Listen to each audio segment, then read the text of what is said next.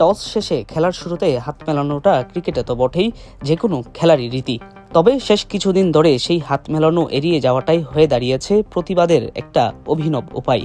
এবার সেই ট্রেন্ডে নাম লেখালেন বাংলাদেশের প্রতিনিধি জাওয়াদ আবরার। টস শেষে ভারত অধিনায়ক আয়ুষ মাহাত্রের সঙ্গে হাত মেলাননি তিনি।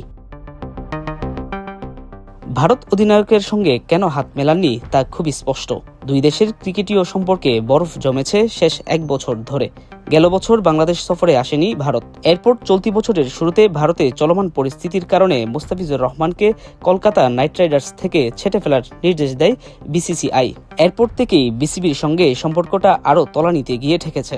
এখন নিরাপত্তার শঙ্কার কারণে বাংলাদেশ ভারতে গিয়ে বিশ্বকাপ খেলতে অস্বীকৃতি জানিয়েছে আইসিসির কাছে।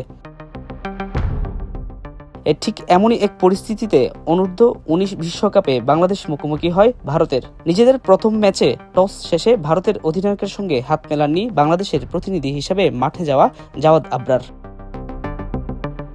এই টস শুরুতে বৃষ্টির কারণে একটু দেরিতে অনুষ্ঠিত হয়েছে। এরপর টস করার কথা ছিল আজিজুল হাকিম তামিমের, তবে তিনি অনিবার্য কারণে উপস্থিত থাকতে না পারায় টস করতে যান জাওয়াদ আবরার। টস ভাগ্যটা বাংলাদেশের পক্ষেই কথা বলেছে। ভোলাওয়ের ভেজা উইকেটের ফায়দা তুলতে টস জিতে বোলিংয়ের সিদ্ধান্ত নেন জাওয়াদ।